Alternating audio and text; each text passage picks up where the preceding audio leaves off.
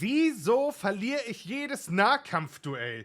Und warum kriege ich weniger Ressourcen, wenn ich Dinge abbaue? Es dauert stundenlang, bis ich eine andere Base geradet habe. Die Wände gehen einfach nicht kaputt. Wieso kann der so weit springen und ich nicht? Ja, liebe Freunde, das sind alles so Fragen, die ich mir selber schon in der Vergangenheit gestellt habe und ich bin mir sicher, viele von euch auch. Aber da wollen wir nämlich jetzt Abhilfe schaffen, denn wir gucken uns heute gemeinsam die Talente an, die es zu erlernen gibt, welche sich lohnen, welche Sinn machen, welche Talente überhaupt was bewirken und welche Fähigkeit damit fördern. Aber bevor wir das tun, machen wir jetzt hier einmal kurz einen Sprung ins Game. Das letzte Mal, dass ich meine Talente geändert habe, ist schon ein Weilchen her. Deswegen machen wir jetzt Folgendes. Ihr habt alle 48 Stunden die Möglichkeit, euren Kompetenzbaum, so nennt er sich hier, zurückzusetzen, eure Talente komplett zu verlernen und neu zu vergeben. Möchtest du deinen Kompetenzbaum bearbeiten? Ja, das wollen wir. Dies ist nur alle 48 Stunden möglich. Jo. Bestätigen. So, das heißt, wir sind jetzt komplett nackt. Bevor wir aber jetzt willkürlich darauf losgehen und hier wie wild die Talente verteilen, gehen wir auf eine unserer Lieblingsseiten und zwar ist es Dune Awakening Database. Diese Seite ist unten verlinkt und hier habt ihr die Möglichkeit, wenn ihr hier oben auf Skill-Bilder drückt, habt ihr die Möglichkeit, eure Punkte in Theorie schon mal zu vergeben. Ihr könnt das Ganze hier oben auch auf Deutsch stellen, aber so geht ihr auf jeden Fall sicher, dass ihr die richtigen Punkte geskillt habt und dann übertragt ihr das einfach ins Spiel, um dann nicht euch zu verskillen. Fangen wir gleich mit dem wichtigsten Punkt an. Ihr erstellt euch einen Charakter.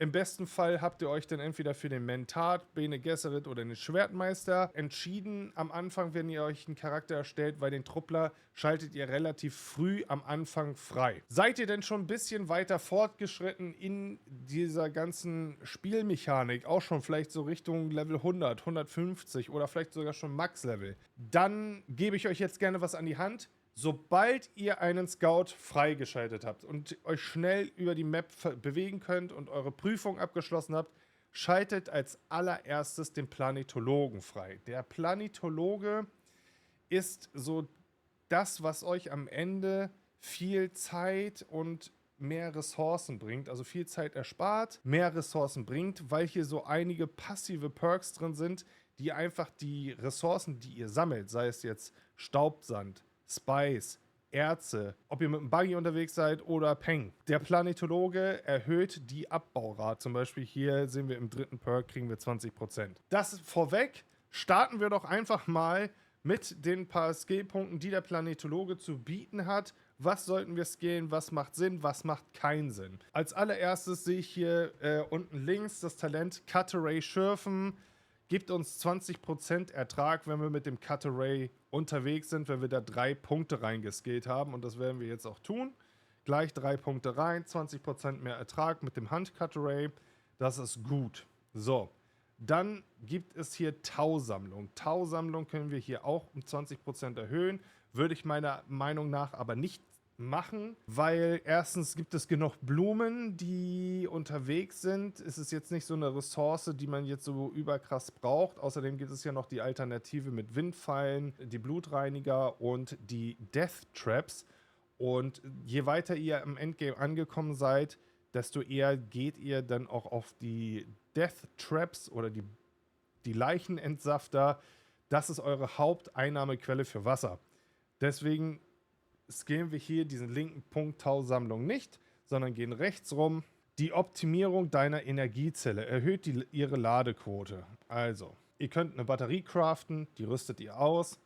Die sorgt dafür, dass euer Schild aktiv ist und dass ihr euren Suspensorgürtel benutzen könnt. Und das ist so eine kleine Energieleiste, die sich ja auch beim Benutzen dieser Gegenstände leert. Damit könnt ihr die Regenerierung hochskillen. Dann kommen wir zu dem mittleren Punkt hier, Tiefenanalyse. Das ist auch nochmal der Ertrag, den ihr mit einem Cutteray rausholen könnt. Das heißt, wir haben hier unten ja schon die 20% vom Schürfen und hier können wir auch nochmal 20% obendrauf skillen. Deswegen auch hier alle 3 Punkte rein, 20%. Sehr gut. Kommen wir zu dem Punkt hier oben links, Verdichtung. Auch hier habt ihr die Möglichkeit, 20% mehr Ressourcen rauszukriegen und zwar bei allem Möglichen ermöglichen, was ihr an Sand oder mit dem Kompaktor sammeln könnt.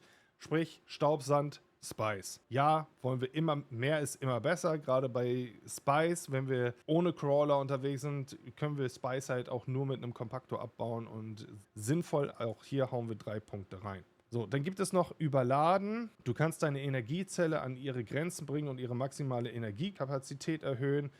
Bezieht sich wieder auf den gelben Energiebalken, den ihr unten habt. Auch hier können wir die maximale Energie um 40 erhöhen. Macht halt auch Sinn, weil das Schild hält dann länger.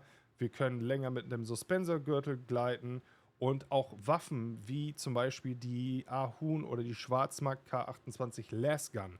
Dieses Laser-LMG, womit wir später in der Lage sein werden, Basen zu raiden, haben einfach mehr Energie und gehen nicht so schnell leer. Also auch hier die 3 Punkte würde ich empfehlen reinzusetzen. So, schauen wir uns hier oben den großen Perk an. Das ist dann eine sogenannte Technik, also kein passives Attribut. Techniken müssen wir in einen von diesen 3 Slots hier unten legen, damit sie aktiv sind. Und wie gesagt, wir haben nur 3 Stück und da gibt es auf jeden Fall deutlich bessere Auswahlmöglichkeiten als Energieeinsparung. Zumal, wenn wir hier das voll skillen, dann kostet uns das erstens 9 Skillpunkte und wir kriegen minus 9% Energieverbrauch. Dadurch, dass wir schon sowieso mehr haben und die Regenerationsrate hoch ist, würde ich das hier auch außen vor lassen. Gehen wir in den mittleren Tree. Auch hier in dem mittleren Tree ist es so, dass wir hier ein paar passive Sachen haben. Wir haben sogar eine aktive Fähigkeit drin. Wir werden auch im Laufe des Guides jetzt noch mehr aktive Fähigkeiten skillen, die wir vielleicht am Ende nicht benutzen, aber weil wir an die anderen Attribute ran wollen. Der Forscher ist relativ uninteressant. Ich meine, Kletterer, man klettert nicht wirklich. Also wer zumindest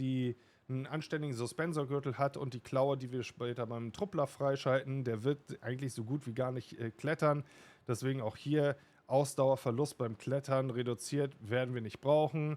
Distillanzug-Siegel, also dass wir da mehr Wasser in unseren Distill-Suits fassen können, müssen wir auch nicht skillen, weil man hat irgendwie immer eine Wasserflasche dabei, um sich zu hydrieren.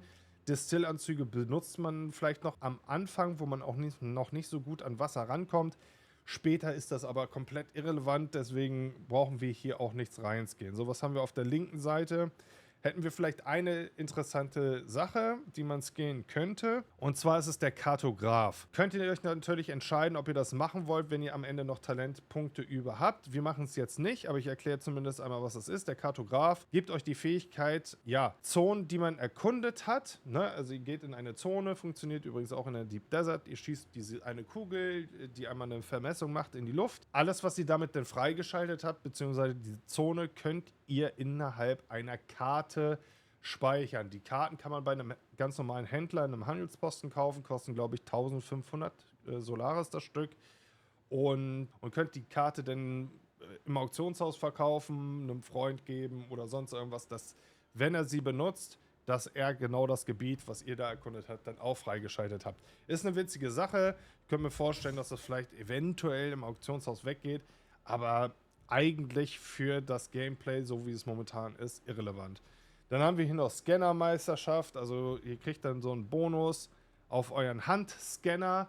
Den braucht ihr für 1, 2, 3 Quests, aber nicht unbedingt höhere Reichweite. Und wenn ihr zum Beispiel die Schätze farmt, da habe ich auch ein Video drüber gemacht in der Deep Desert, dann lohnt sich eher der Scanner an dem Scout. Also nichts Relevantes. Es war jetzt mal vor kurzem in der Diskussion, Spice-Experte zu skillen, weil die Tooltips nicht so eindeutig sind. Hier steht zum Beispiel, mittels Forschung und Felderfahrung erkennst du die Dichte eines vermessenen Spice-Feldes. Diese Fähigkeit ist in der tiefen Wüste ausgesprochen hilfreich. Ja, was bedeutet das denn jetzt? Also mit den Tooltips haben die Entwickler auf jeden Fall richtig gegeizt. Man wird nicht so wirklich schlau. Da geht es dann irgendwie über Learning by Doing. Und ich habe auf jeden Fall die Erfahrung gemacht, dass dieses Talent, was man hier skillen kann, nichts bringt. Also ihr werdet weder die Spice-Felder besser entdecken, noch werdet ihr da mehr Spice rausziehen, noch wird das schneller gehen. Also es ist komplett useless, das Ding. Brauchen wir nicht. So, also Forscher komplett irrelevant für das, was wir jetzt vorhaben. Aber wir gehen jetzt mal weiter hier auf den Mechaniker. Und jetzt wird es wieder interessant. Unterer Skillpunkt wieder Fahrzeugreparatur. Das heißt, wenn wir hier 3 Punkte reinskillen, haben wir 35% weniger Verschleiß bei Fahrzeugen. Das heißt, wenn eure Fahrzeuge, wenn ihr mit denen unterwegs seid, Haltbarkeit verlieren, dann könnt ihr die ja reparieren mit eurem Reparaturtool. So, wenn ihr das repariert, dann erscheint ein roter Balken. Das ist der Verschleiß. Wenn wir dieses Ding hier vollskillen, dann wird dieser Verschleiß bei Fahrzeugen beim Reparieren reduziert. Und was wollen wir ja? Wir wollen ja, dass diese Fahrzeuge, die wir uns mit teuren Materialien hergestellt haben, möglichst lange halten. Und wenn ihr das haben wollt, dann müsst ihr hier 3 Punkte reinsetzen.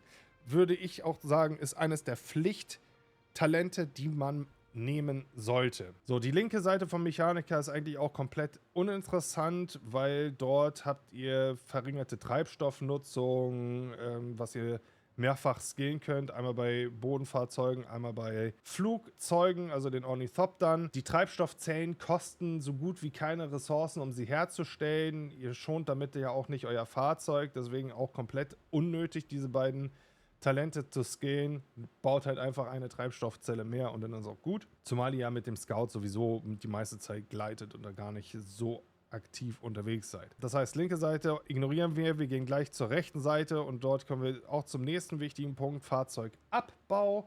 Das heißt, wenn ihr mit dem Buggy unterwegs seid, alles, was ihr mit eurem Cutaway auf dem Buggy rauslasert an Ressourcen, sprich Aluminium, Erythrinkristalle, also alle möglichen Erze, alles, auch die Treibstoffzellen, holt ihr, wenn ihr das voll skillt, 20% mehr raus beim Scan. Das schont euren Cutaway.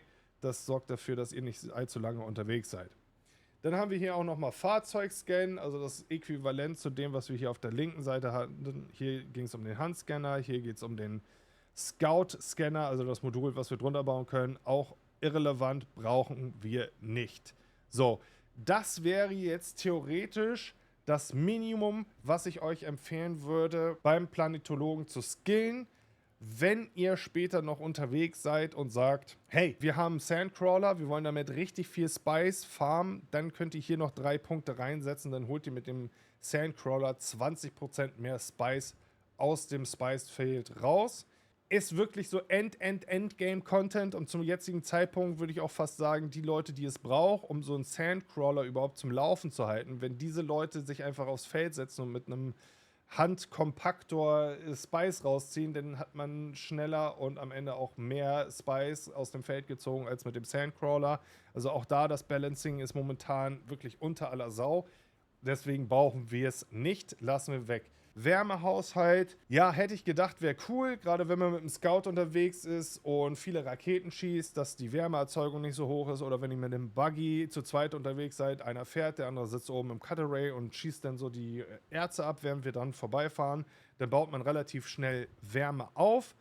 Da könnte man die Wärmeerzeugung reduzieren. Allerdings funktioniert das Ganze nur, wenn ihr eure Spice-Fähigkeit aktiviert. Das war es eigentlich mit dem Planetologen. Truppler. Wir fangen hier unten an. Erstes Talent, Fernkampfschaden. Wir setzen hier erstmal nur einen Punkt rein, um überhaupt zu den weiteren Kategorien kommen zu können.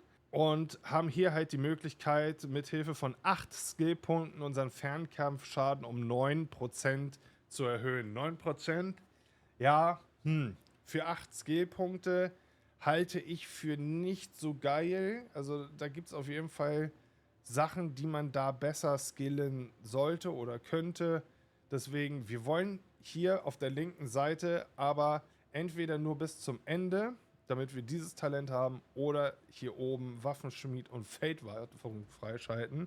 Und wie wir da hinkommen, das ist euch selbst überlassen. Eine Sache würde ich aber empfehlen, und zwar, dass wir links rumgehen, einmal auf Disruptor-Schaden, die 5% uns mitnehmen. Dann hier Scatter-Schaden oder Scattergun-Schaden 5%. Und dann kommen wir zum ersten Talent, was wirklich relevant ist. Der Schaden durch schwere Waffen wird damit erhöht. Und warum ist das so wichtig? Weil, wir haben es ja eben schon gesagt, Lasgun, diese Lasergun, die man finden kann, ist so das diese Hauptwaffe, wenn ihr Basen raiden wollt. Also Gebäudeteile in kürzester Zeit runterreißen wollt. Und da sind natürlich 15% kriegsentscheidend, weil zumal, wenn so ein Sturm kommt, dann sind die Basen oder die Schilde für die Basen 6 Minuten lang circa deaktiviert. Da müsst ihr schnell vorankommen, wenn ihr es bis zur Konsole schaffen wollt, um denn diese Base einzunehmen. Deswegen, wenn ihr sagt, ihr wollt gerne Basen raiden und das in eurem Talentbild drin haben, dann empfehle ich euch hier auf jeden Fall 3 Punkte reinzusetzen. Dann haben wir jetzt so ein paar Auswahlmöglichkeiten, die wir noch gehen können. Hier haben wir immer nur einen Punkt reingeskillt. Ihr könnt natürlich, benutze ich einen Disruptor, also so diese kleine Uzi, oder benutze ich eine Shotgun, dann könnt ihr natürlich hier noch mehr Skillpunkte reinpacken. Dieser linke Perk, den wir hier haben, Gurtbeweglichkeit, der erhöht eigentlich nur eure Bewegungsgeschwindigkeit, beziehungsweise sobald ihr eine schwere Waffe in die Hand nehmt, lauft ihr langsamer. Das, was ihr langsamer lauft, das könnt ihr wieder nach oben regeln, indem ihr hier Punkte reinskillt. Aber ihr könnt auch die Waffe einfach wegstecken, laufen und wenn ihr sie braucht, dann holt ihr sie wieder raus. Dann seid ihr dann halt langsam. Wollt ihr dann aber wieder schnell unterwegs sein, dann steckt ihr die Waffe einfach wieder weg. Also auch so ein Talent, der Skillpunkte kostet, und zwar 9, plus er nimmt uns einen Slot hier unten weg und das wollen wir nicht, deswegen skillen wir diesen Quatsch halt nicht.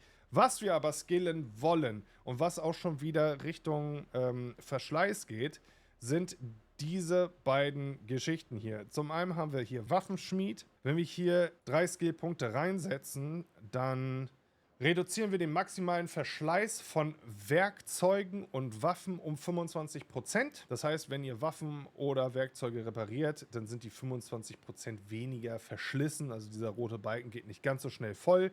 Ist für mich ein Must-Have-Perk, gerade wer einen Kompaktor benutzt, Waffen benutzt oder andere Werkzeuge. Der wird feststellen, gerade wenn man einen seltenen Blueprint gefunden hat, ich möchte die Waffe oder das Werkzeug gerne so lange wie möglich behalten. Und dieses Talent sorgt genau dafür. Andere Geschichte ist hier Feldwartung. Da geht es auch nochmal um den reduzierten Verschleiß von Werkzeugen und Waffen. Aber nicht beim Reparieren, sondern einfach so die ganz normale Abnutzung, wenn ihr einen Gegenstand benutzt. Wenn ihr zum Beispiel mit einer Waffe schießt oder mit eurem Kompaktor Sandhäufchen von Spice macht oder Staubsand, dann geht ja die Durability, also die Haltbarkeit runter. Und genau dieser Perk reduziert dieses Runtergehen auch um 25%. Folglich halten eure Waffen dann am Ende und Werkzeuge am Ende deutlich länger, wenn wir hier 3 Punkte reinsetzen. Dann haben wir hier oben ein aktives Talent, was wir aktivieren können. Und ja, wenn man das haben möchte, es sind nur 2 Skillpunkte, die man hier reinsetzen muss. Also ihr brecht euch da keinen Zacken aus der Krone, wenn ihr das skillt. So wie es im Tooltip beschrieben ist, du öffnest eine Energiekapsel, um dir selbst Neurostimulantien und Schmerzmittel zu verabreichen. Dadurch kannst du besser zielen und verursachst höheren Fernkampfschaden. Ist eine coole Sache, also ein kleiner Booster, den ihr euch selber geben könnt.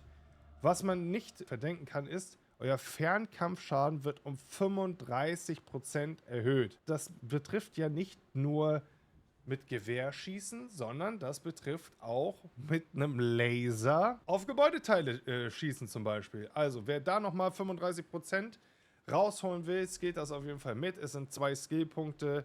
So, dann kommen wir zum mittleren Tree, Suspensor-Training. Auch hier sind richtig coole Sachen mit dabei, die man skillen kann, aber nicht unbedingt muss. Das ist jetzt Präferenz, deswegen werde ich hier jetzt keinen Talentpunkt reinpacken. Wer natürlich am Ende Talentpunkte über hat und sagt, er möchte das unbedingt haben, der kann das gerne skillen, aber hier sind so 2, 3 Sachen drin, die sehr interessant sind. Zum einen ist hier das Antigravitationsfeld, was so die Schwerkraft innerhalb des Feldes aufhebt, zumindest reduziert. Auch Suspensorsprint kostet Energie, da gibt es aber auf jeden Fall bessere Sachen, die man da benutzen kann, um mobil zu sein.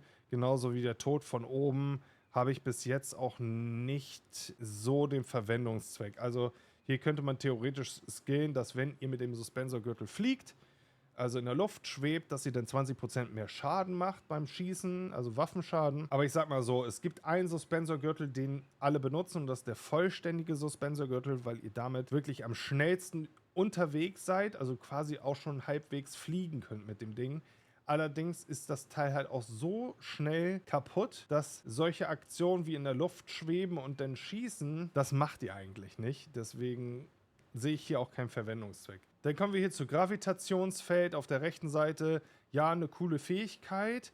die entzieht euren Gegnern Energie, solange sie da drin stehen und verlangsamt so Projektilgeschwindigkeit. Das heißt, ihr könnt den Schüssen eher ausweichen oder euch von denen nicht treffen lassen. Ist eine coole Sache, aber wir gehen hier eigentlich nichts rein. Dann haben wir noch eine Collapse-Granate, die eigentlich eher Sinn macht oder die ich von diesen Granaten auch am coolsten finde, weil die betäubt halt vorübergehend alle Spieler, die sich halt innerhalb dieser Granate befinden.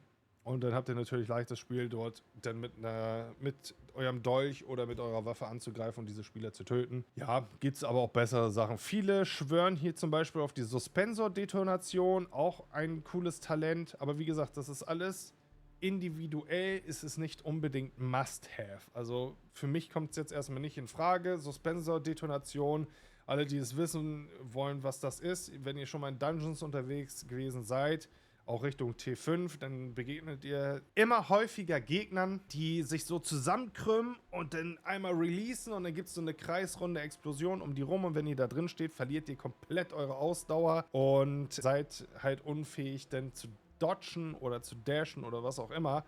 Deswegen ist das wirklich eine geile Sache, wenn ihr damit einen Gegner trefft. Kommen wir zum rechten Teil, taktische Tech Tree. Und hier sind 3 Skills wirklich interessant. Und zum einen ist es hier diese Klaue. Das ist mit unserem Main Movement Ability. Die ziehen wir auch hier gleich auf unser Q. Damit habt ihr so eine kleine Kralle, mit der ihr euch an Felsen hochziehen könnt. Und gepaart mit einem vollständigen Suspensorgürtel fliegt ihr damit quasi über die halbe Map.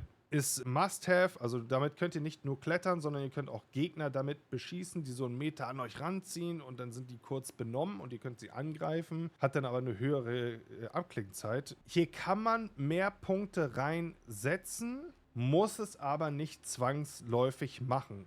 Also es reicht meiner Meinung nach ein Skillpunkt hier drin, weil die Abklingzeit bleibt immer die gleiche, also die wird sich nicht erhöhen. Aber die Reichweite würde sich erhöhen. Das heißt, ihr habt dann die Möglichkeit, mit dem Ding ferner gelegene Hook-Points anzuvisieren und euch dahin zu ziehen. Braucht ihr aber nicht. Ihr könnt das theoretisch auch einfach vor euch placen, dann schleudert er euch in die Luft und mit dem Suspensorgürtel fliegt ihr dann sowieso in die Richtung.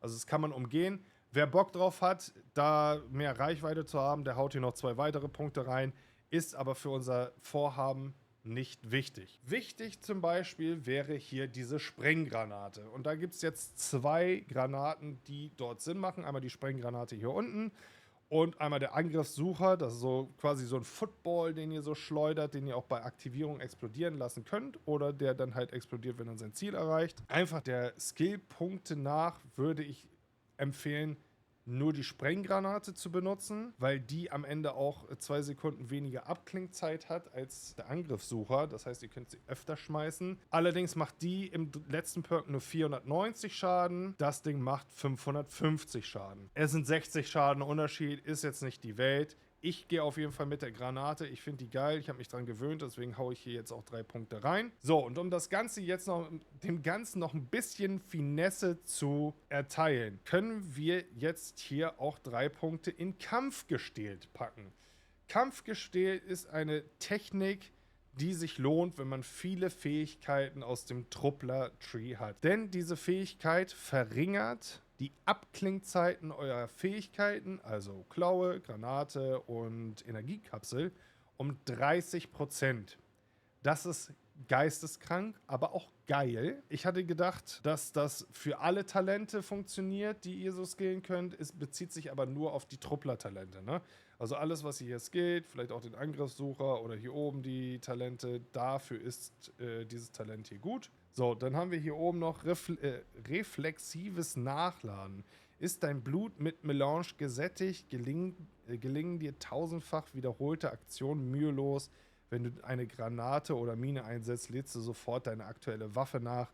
Deine Hände bewegen sich schneller, als du denken kannst. Auch wieder eine Fähigkeit, die nur aktiv wird, wenn wir unsere Spice-Fähigkeit aktiviert haben. Macht meines Erachtens nicht so viel Sinn. Was macht das Attraktorfeld? Ja, müsst ihr damit erstmal euer Ziel treffen. Und dann habt ihr so eine große Kugel, könnt ihr einfach raufschießen und das geht dann in die Mitte, zumindest wenn ihr einen Gegner getroffen habt. Kostet einen Skillpunkt, beziehungsweise 2. Kann man machen, kann man gerne ausprobieren. Klingt auf jeden Fall nach einer witzigen Story. Wir brauchen es aber jetzt für dieses Bild nicht. So, das heißt, wir sind mit dem Truppler jetzt durch. Wir haben Planetologe geskillt, wir haben Truppler geskillt, zumindest die Fähigkeiten, die ich für sinnig erachte. Wir haben jetzt Skill-Punkte ausgegeben, als wären wir jetzt Level 104. Wenn ihr noch unter, sage ich mal, Level 150 seid, würde ich euch vielleicht auch empfehlen, am Anfang noch nicht wirklich alle 3 Punkte in so ein Talent zu schmeißen, sondern vielleicht immer erstmal mit einem anzufangen und das dann nach und nach, je höher ihr im Level seid, freizuschalten. Kommen wir zum Mentat. Mentat hat auch so ein paar coole Sachen, die man skillen kann. Wir fokussieren uns hier aber auch nur auf das Wesentliche, und zwar fangen wir hier auf der linken Seite an mit Mentales Kalkül. Bei Mentales Kalkül habt ihr unten die Möglichkeit, einen Turret zu scalen, also so eine kleine mechanische Einheit. Die könnt ihr auf dem Boden placen. Die ist auch stationär, die bewegt sich nicht. Ja, da spawnt dann halt ein Geschützturm, der so ein paar Sekunden lang auf Gegner schießt. Und wie viel Schaden der macht, wenn der schießt, und wie lange der bleibt, richtet sich nach den Punkten, die ihr hier so drin reingeskillt habt. Wir müssen da sowieso einen Punkt reinsetzen, weil wir kommen sonst nicht zu den anderen Talenten, die wir denn brauchen und die wichtig sind. Deswegen setzen wir einen Punkt rein. Wenn ihr das ausprobieren wollt und ihr am Ende noch Punkte übrig habt, könnt ihr gerne mehr Punkte reinsetzen, ist jetzt aber für diesen Fall nicht relevant. Hier gibt es eine Sache, die wir haben wollen, und zwar wollen wir hier den Scharfschützen aktivieren, um unseren Kopftrefferschaden zu erhöhen. Wenn wir 3 Punkte dort reinsgehen, 20% mehr Headshot-Damage bekommen, aber der körperliche Schaden, den wir verursachen, nur um 3% sinkt. Also wir hatten vorher beim Truppler, hatten wir dann 20% mehr Körperschaden, aber das Passive war minus 10% Kopftrefferschaden. Hier kriegen wir 20% mehr Kopftrefferschaden, aber minus 3% Körperschaden. Und das ist genau das von dem Verhältnis, von dem ich gesprochen habe. Deswegen skillen wir hier gerne rein. Außerdem gibt es hier noch so die ein oder anderen Skillpunkte, die auch noch Relevanz haben. So, und jetzt könnt ihr euch dann entscheiden. Also ihr könnt hier entweder links rein skillen. Hier könnt ihr euren Verschleiß reduzieren bei eurer Kleidung, die ihr angelegt habt. Auf der rechten Seite könnt ihr euren Fernkampfschaden nochmal prozentual erhöhen. Ich würde hier tatsächlich auch im Fernkampfschaden gehen und auch die kompletten 9% hier mitnehmen. Ja, mehr Schaden ist mehr Schaden. Ist eine geile Sache, brauchen wir. Und dann natürlich hier auf Headshot Damage. Und dann jetzt haben wir unseren zweiten Perk, den wir hier reinsetzen können. Die beiden Geschichten ist genauso wie beim Truppler, die Talente, die hier oben zu finden waren. Nur, dass es dann hier auf Kleidung geht. Das heißt, der Reparaturverschleiß von Klamotten wird weniger und der Verschleiß von Klamotten allgemein wird auch weniger. Aber Klamotten gehen so gut wie nie oder sehr, sehr selten kaputt. Deswegen brauchen wir es hier nicht zu skillen. Aber was wir machen können, ist, wir könnten hier nochmal in Waffen reinskillen. Ich halte das jetzt für erstmal nicht für sinnvoll, zumindest nicht für das Bild, was wir jetzt erstellen wollen. Aber wer natürlich ganz genau weiß, mit welchen Waffen er sich ausrüstet und mit welchen Waffen er gerne spielen will, kann hier natürlich den Pistolenschaden oder den Gewehrschaden nochmal hochskillen. Zu holen gibt es jeweils maximal 15%. Wir brauchen das in erster Linie jetzt nicht. Wir könnten hier vielleicht nochmal zur Schildüberladung hoch.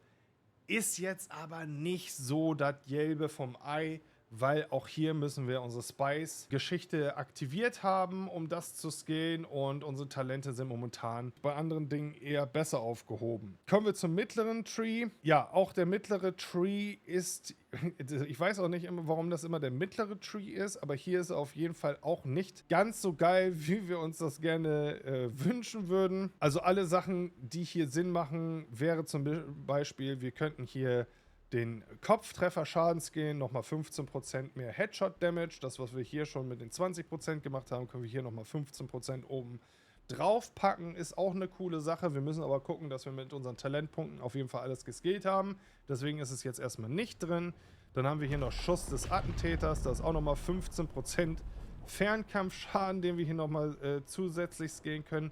Wenn wir unseren Gegner von hinten erschießen, macht eigentlich nicht so viel Sinn, und ich glaube auch, dieses Talent ist ein bisschen verbuggt und funktioniert gerade nicht so richtig. So, dann gibt es hier oben noch ein anders wilde Talent, und zwar der Betäuber. Du hast einen versteckten Pfeilwerfer, der einen speziellen Betäubungspfeil abfeuert. Dieser betäubt den Gegner, lähmt seine Muskeln und unterbindet sämtliche Angriffe und Bewegungen. Eine sehr, sehr geile Fähigkeit, wenn ihr in den Nahkampf wollt, beziehungsweise wenn ihr euch mit anderen Spielern kloppen wollt. Und der Vorteil ist, ihr müsst hier eigentlich auch nur 2 Skillpunkte reinsetzen und dann habt ihr die Fähigkeit. Also alles, was so ein bisschen stunt, CC, den Gegner zurückwirft, wie Granaten beispielsweise, dass er so benommen ist und ihr den mit einem Messer, mit einem schweren Angriff angreifen könnt. All das mitzunehmen, lohnt sich auf jeden Fall im PvP und entscheidet am Ende des Tages, ob ihr den Kampf auch gewinnt oder verliert. Ist jetzt aber eine PvP-bezogene Sache.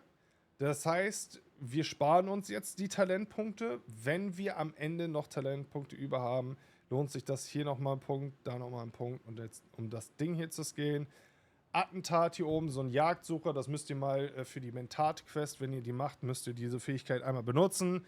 Dann habt ihr so einen kleinen Jagdsucher, den ihr ferngesteuert in eure Gegner rammen könnt. Habe ich jetzt tatsächlich noch nicht im PvP getestet, ob das überhaupt irgendeinen Effekt hat. Müsste man nochmal schauen. Also ich glaube, dass das Ding aber auf jeden Fall hier steht, es macht 1200 Schaden. Ich bezweifle aber ganz stark, dass das im PvP wirklich so viel Impact hat. Packe ich mir aber auf die Liste, werden wir auf jeden Fall nochmal probieren. Viel wichtiger ist hier dieser rechte Tree und eigentlich so das Hauptding, warum ihr den Taktiker überhaupt oder den Mentat überhaupt scalen wollt, weil wir haben ja schon gesehen, beim Truppler haben wir den Schaden für die Lasgun erhöht. Und das mit dem Hintergrund, dass wir Basen raiden wollen. Und das wollen wir ja irgendwie... Ja, also ich will es zumindest. Wenn ihr das nicht unbedingt wollt, müsst ihr das nicht scalen. Für meine Skillung kommt das aber auf jeden Fall in Betracht. Das heißt, wir scalen hier unten einen Punkt in Schildwall. Das wäre eine Fähigkeit, womit ihr so einen Schildwall platzieren könntet, um euch dahinter zu verstecken. Und da könnt ihr euch halt aussuchen, wollt ihr rechts den Tree hoch oder wollt ihr den links hoch. Kostet beides genau gleich viel Punkte. Aber das, was so interessant hier in dem Tree ist diese Fähigkeit hier oben. Und diese besagt, Machtquelle. Du platzierst einen Generator, der kontinuierlich die Energie naher Verbündeter regeneriert. Obwohl das Gerät eine Form der Kernfusion nutzt, kann es gefahrlos verwendet werden, wenn man es zwischen den Einsätzen abkühlen lässt. Und das ist eines oder sogar das wichtigste Talent, wenn ihr Basen raiden wollt. Wir springen einmal kurz ins Spiel, weil dann zeige ich euch das. Ich habe hier zwar gerade meine Talente verlernt, aber dadurch, dass ich das sowieso skillen will, kann ich es jetzt auch einfach machen. Und wir gehen hier hoch, wir holen uns dieses Talent und dann zeige ich euch mal, wie das Ganze funktioniert. Wir haben jetzt natürlich kein perfektes Szenario, wo wir jetzt eventuell Sachen demontieren könnten. Das ist ja halt meine eigene Base. Aber wenn ihr zum Beispiel diese Lasgun habt, seht ihr unten rechts im Bildschirm 800 stehen. Das ist mein Energievorrat von meiner Energiezelle. Wenn ich jetzt anfange mit dieser Lasgun zu schießen, im besten Fall auf Gebäudeteile, um die halt abzumontieren, dann ist das Ding ganz schnell leer. So, was passiert, wenn wir jetzt diese Machtquelle, das, was wir gerade geskillt haben, wir schmeißen das hin, es ist ein großer Radius, eure Freunde profitieren davon auch. Ich fange an zu schießen und während ich schieße, lädt sich meine Energie die ganze Zeit wieder auf. Das heißt, ich kann so in 0, nichts gegnerische Basen auseinanderbauen und guckt mal, wie lange ich mit diesem Ding hier schießen kann, ohne Energie zu verlieren. So. Das Ganze könnte ich jetzt, wenn ich nochmal meine Spice-Fähigkeit verwende, reduzieren. Das heißt, da wäre die Abklingzeit nicht so hoch. Oder man wechselt sich halt ab mit eurem Team, mit dem ihr im besten Fall unterwegs seid, Basen zu raiden. Weil dann setzt ihr das, beide profitieren davon. Ihr fangt an, die Basis auseinanderzubauen. Ist eure Fähigkeit auf Abklingzeit, zieht er genau diese Fähigkeit. Und so sollte, also wenn ihr mindestens mit 3 Leuten unterwegs seid, habt ihr eigentlich das Ding permanent ab und könnt halt mit der Lasgun durch jedes Gebäude durchfräsen. Also für Basis-Raiden super, super wichtig. Eins der wichtigsten Talente, wenn ihr offen ins PvP, ins Basen-Raiden wollt. So, damit ist der Mentat auch abgeschlossen. Bleiben nur noch 2 übrig. Die ziehen wir natürlich heute auch noch durch. Planetologist haben wir gemacht, Mentat auch, Truppler auch. Kommen wir zum Bene Gesserit. Bene Gesserit. Und jetzt kommen wir zu diesen Fragen wie, warum leben die so lange? Wie viel Life haben die Gegner? Wieso kriege ich die nicht tot? Und hier steckt die Antwort. Weil der Bene Gesserit, dort holt ihr für eure Gesundheit mehr Gesundheit, höhere Generation und so weiter. Beim Schwertmeister macht ihr das mit eurer Ausdauer. Deswegen sind die beiden eigentlich somit das Wichtigste, was ihr benutzen könnt, sollt, müsst. Linke Seite ist übrigens eine Sache, die ich gleich von Anfang an geskillt habe, und zwar zumindest ein Skillpunkt hier in diesen Bindu-Sprint rein. Macht am Anfang noch deutlich mehr Sinn als am Ende. Am Ende seid ihr ja sowieso eher in der Deep Desert unterwegs, fliegt viel mit dem Scout. Nehmt lieber andere Talente mit, die euch dann hilfreicher sind, zum Beispiel die Klaue, die Sprenggranate und dann vielleicht noch irgendein anderes Talent. Aber gerade am Anfang könnt ihr mit diesem Sprint natürlich sehr lange Strecken in kürzester Zeit bewerkstelligen. Ich habe es auf jeden Fall gerne als Auswahl mit drin, deswegen haue ich hier immer gern ein Talent rein. So, jetzt kommen wir zu den Sachen. Wenn ihr sagt, ihr seid lieber der Schwertkämpfer, dann nehmt da dann halt die Punkte, die da ein bisschen zu viel drin sind, raus und packt die dann zum Beispiel hier in euren Klingenschaden, den ihr skillen könnt, oder eine passive Fähigkeit wie manipulierte Instabilität. Das heißt, wenn ein Gegner betäubt ist, ins Wanken gebracht wurde, dann macht ihr 20% höheren Schaden. Und das ist eines der Talente, warum Leute euch im Nahkampf die Hucke voll machen. Weil sie haben das Ding geskillt, skillen dann zum Beispiel bei Schwertmeister hier diesen verkrüppelnden Angriff, der die Gegner slowt. Aber der slowt die nicht, der bringt die auch so ein bisschen ins Wanken und dann kickt natürlich diese Fähigkeit rein, macht 20% mehr Schaden. Prana-Bindu-Angriffe, ja, finde ich jetzt nicht, dass dieses Boxen, womit ihr den Gegner kurzzeitig ins Wanken bringen könnt, finde ich jetzt auch nicht so stark. Hier ist wieder eine Fähigkeit, mit denen ihr euch kurze Zeit immun machen könnt gegen Pfeil- und Klingenangriffe, wenn ihr vorher eine Parade bzw. einmal dieses Ausweichen gemacht habt. Funktioniert aber auch nur, wenn ihr unter Spice-Einfluss seid. Dann haben wir hier noch Bizarrer Schritt. Das ist eigentlich eine ganz coole Geschichte, kostet auch nur einen Skillpunkt.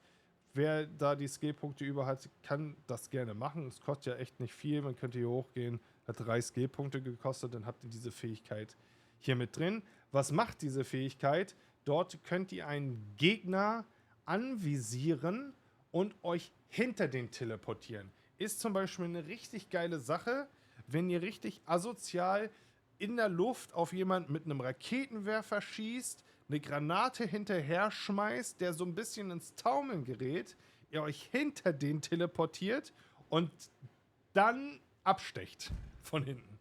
Super asozial, aber eine geile Sache. Wer Bock hat, das zu skillen, kann das machen. Wir machen es jetzt für dieses Bild erstmal nicht. So. Dann, mittlerer Tree, haben wir hier die Stimme. Zwang kennt jeder, also das ist die Fähigkeit, damit visiert ihr einen Gegner an. Sobald er davon getroffen wird, läuft er so langsam in eure Richtung. Funktioniert natürlich bei PvE-Spielern deutlich besser als bei PvP-Spielern. Wenn ihr das bei PvP-Spielern macht, dann gehen die so 3 Schritte auf euch zu, dann ist die Fähigkeit auch wieder hinüber. Also hat im PvP jetzt nicht so krasse Auswirkungen. Hier könnt ihr nochmal die Abklingzeit davon runterskillen. Ja, das Stopp wäre vielleicht auch noch so eine Sache. Dort habt ihr die Möglichkeit, die Aktion eures Gegners für kurze Zeit zu unterbinden. Ist im PvP jetzt auch nicht so eine tolle Sache. Also diesen mittleren Tree hier würde ich größtenteils für das Endgame und PvP meiden, weil es nicht unbedingt die krassen Fähigkeiten bietet, die man sich auf jeden Fall erhofft. So, rechte Seite, und jetzt wird es interessant, das ist auf jeden Fall Must-Have, hier müssen wir ran, und zwar ganz unten der Punkt Erholung, das heißt Heilungsregenerationslimit ist auf 120% erhöht. Ist jetzt erstmal nicht ganz so wichtig. Wir müssen aber so auf jeden Fall einen Skillpunkt reinpacken, um die weiteren Punkte freizuschalten. So, dann gehen wir hier nochmal um rechts. Hier steht Sonnentoleranz, das heißt, die Sonnenstichrate wird reduziert. Ist jetzt nicht so wichtig, weil wir haben immer genug Wasser mit dabei. Zumindest sollten wir darauf achten. Dann haben wir hier nochmal Heilungsregenerationslimit. Das heißt, du kannst deinen eigenen Körper nutzen, um katastrophalen Schaden zu heilen. Dabei erhöht sich die Rate und Menge der Heilung. Das heißt, solange ihr out of Fight seid, also den Gegner nicht angreift, dann irgendwann fängt eure Gesundheit an, sich automatisch zu regenerieren. Und wie viel ihr regenerieren könnt, hängt davon ab, wie viel ihr hier reingeskillt habt. Ist jetzt nicht unbedingt das Beste, aber ein Perk hauen wir hier rein, damit wir überhaupt skillen können. So, und jetzt haben wir eigentlich den Punkt erreicht, den wir wollen, wo wir am Ende hinwollen. Und zwar haben wir hier oben Vitalität. Damit erhöht ihr eure Maximalgesundheit, die ihr überhaupt haben könnt. Und da empfehle ich euch auf jeden Fall 3 Punkte reinzusetzen. Habt ihr 55 mehr Gesundheit. Mehr Gesundheit bedeutet weniger schnell sterben. Ist eine wichtige Sache. Alles hier unten, Traumaerholung, Erholung. Damit habt ihr die Möglichkeit, eure Regenerationsrate zu erhöhen. Bei Traumaerholung lohnt sich das eigentlich nicht, weil wir dafür einen Perk opfern müssen. Wir können es auf jeden Fall hier unten reinpacken. Wer noch gerne über Bandagen hinaus sich heilen möchte, kann hier Selbstheilung skillen. Das heißt, die Effizienz, mit der ihr euch heilt, steigt. Bis auf 30% könnt ihr das hochpacken. Das heißt, Bandagen, Medikits heilen 30% mehr. Ist eine coole Sache, würde ich auch empfehlen, ab einem gewissen Punkt. Würde ich jetzt aber nicht so wichtig achten wie Vitalität. Das heißt, ihr könnt euch gerne überlegen, ob ihr hier noch Skillpunkt reinsetzen wollt, beziehungsweise die 3, um das Ganze anzuheben. So, kommen wir weiter. Was vielleicht eine richtig coole Fähigkeit ist, wäre diese hier oben. Diese besagt, die höhere Rezitation dieser Litanei ermutigt sofort alle Verbündeten in deiner Nähe und gibt dir die Kraft, nahezu alle Angriffe zu überstehen. Während dieser Laufzeit haben du und deine Verbündeten eine stärkere Schadensmilderung und Wankenresistenz. Und Wankenresistenz ist auf jeden Fall eine Sache, die man haben möchte. Dadurch, dass das Ganze aber nicht so lange hält, ist es schon fast eigentlich doof, sich da die Skillpunkte hinzupacken, weil wir auch Skillpunkte noch brauchen. Und zum jetzigen Zeitpunkt brauchen wir schon Level 141, um überhaupt bis hierhin gehen zu können. Kommen wir jetzt zum letzten und unserer 5. Klasse hier im Bunde, und zwar den Schwertmeister. Und der Schwertmeister, der hat jetzt tatsächlich so die ein oder anderen Sachen für uns, die wir dringend brauchen. Und wir fangen hier auch ebenfalls auf der linken Seite an, gucken uns das Ganze einmal an. Zum Beispiel hier unten Klingenschaden. Wie gesagt, wie eben schon erwähnt, wer von euch gerne in den Nahkampf möchte, kann sich hier gerne austoben. Das sind alles auch so Fähigkeiten, die eher mehr Anklang im PvE finden. Und ich finde, im PvE brauchst du eigentlich so gut wie keine Talente, weil, ja, das macht alles der Waffenschaden und ja, es hat nicht so viel Impact. Deswegen ist hier eigentlich alles, was durchs Gehen, ist hier waffenbezogen. So, zum Beispiel hier ist ein Talent, du erweiterst dein Bewusstsein und parierst den nächsten Nahkampf, ehe du mit einer brutalen Riposte zum Gegenangriff übergehst, um deinen Gegner Blutungsschaden hinzuzufügen. Ich meine, ja, Blutungsschaden, schön und gut. Könnte jetzt gehen. Hier steht aber auch Blutung 4. Also das Ding macht nicht wirklich viel Schaden. Sehe ich da irgendwie überhaupt nicht drin. Da gibt es auf jeden Fall bessere Sachen. Dann haben wir hier noch sowas wie Klingentanz. Besiegst du einen Gegner mit einer Klinge, wird dein nächster Klingenangriff für kurze Zeit verstärkt und geschickter Schwertmeister tanzt durch seine Gegner und hält den Schaden hoch. Ja, dieses Rumtanzen durch Gegner, das funktioniert auch nur bei PvE. Hat im PvP auch nicht so viel Impact. Dann was haben wir hier? Du drehst dich mit deiner Klinge und wirst zum Wirbelsturm, der alles in seinem Umfeld niedermäht. Trotz des scheinbaren Chaos bleibt der Schwertmeister im Auge des Sturms ruhig. Ja, macht im letzten Skillpunkt 140 Schaden. Boah, da kannst du auch eine Granate werfen. Das macht ungefähr das 4- oder 5-fache von dem Schaden. Und du musst nicht in den Nahkampf gehen. Also es sind alles so Sachen, die sehen auch cool aus und ich finde die auch geil und im PvE machen die auch Sinn, gerade wenn viele Gegner um euch rumstehen und ihr dreht dann den Klingenwirbel und dann fetzt ihr da so viele Gegner wie möglich weg. Cool, passiert aber im PvP nicht. Und wie gesagt, Granate könnte man halt auch werfen. Sehe ich nicht. Da muss auf jeden Fall im Damage noch geschraubt werden, damit das irgendwie relevant ist. Dann haben wir noch Vereitelung. Du erweiterst dein Bewusstsein und parierst den nächsten Nahkampf, ehe du mit einem präzisen Hieb zum Gegenangriff übergehst, der den Arm des Gegners verletzt und betäubt. Der Gegner verursacht dadurch für kurze Zeit weniger Schaden. Ja, feindlicher Schaden minus 50%, Waffenschaden 120%. Boah, Können wir hier nochmal Langklingenschaden erhöhen. Also Die linke Seite ist meiner Meinung nach komplett irrelevant, es sei denn, da passiert noch ein bisschen Balancing. Gehen wir zur Mitte. Mitte haben wir gleich das Talent Ablenkung. Du nimmst eine Abwehrhaltung ein und lenkst auf dich abgefeuerte Pfeile ab. Diese Fähigkeit endet, wenn deine Ausdauer verbraucht ist. Ja, weil wir müssen hier reinskillen. Das heißt, man kann das Ganze ausprobieren. Halte ich jetzt aber auch nicht für relevant. Was haben wir denn noch? Waghalsiger Sprung. Du springst auf einen Gegner zu. Hat dieser für gewöhnlich leichtes Spiel. Du hast allerdings gelernt, Sprünge zu deinem Vorteil zu nutzen. Sprintangriffe gewähren nach einem Sprung für kurze Zeit eine zusätzliche Schadensbilderung. Das heißt, wenn ihr dann Strecken aufschließen wollt, dann kriegt ihr weniger Schaden. Finde ich jetzt so diese Bene Gesserit-Geschichte, wenn wir bizarrer Schritt benutzen, wo ihr euch hinter den Gegner teleportiert, irgendwie ein bisschen die coolere Variante als so ein Sprung. Aber das müsst ihr auch selber wissen. Dann haben wir hier auf der linken Seite ein passives Talent, Blutungstoleranz. Ja, 35% bei Blutung, weniger Blutung. Ich habe in diesem Spiel, glaube ich, nicht einmal Blutungsschaden bekommen. Zumindest habe ich es nicht mitbekommen. Das Einzige, was man immer so kriegt, ist so Giftschaden. Da gibt es so ein paar Talente, die man dafür skillen könnte, auch bei Bene Gesserit. Aber nee, sehe ich nicht so. Was ich aber sehe, ist solide Haltung. Und jetzt kommen wir wieder zu diesen wunderschönen formulierten Tooltips, die uns Funcom hier serviert. Und zwar steht hier, du hast im Laufe deines Trainings gelernt, durch feindliche Attacken nicht zurückgeworfen zu werden. Außerdem kannst du mehr Giftschaden einstecken, ehe du ins Wanken gerätst. Was heißt das? Was bedeutet das? Das ist eine sehr gute Frage. Konnte ich auch nicht beantworten, bevor ich es nicht selber getestet hätte. Wenn man getroffen wird, zum Beispiel bei einer Granate, dass auch wenn ihr das gilt, passiert es halt trotzdem. Aber ihr habt halt den positiven Effekt noch nebenbei, dass ihr euren Giftschaden, den ihr bekommt, wenn ihr durch eine Sniper mit Giftschaden getroffen werdet, reduzieren könnt.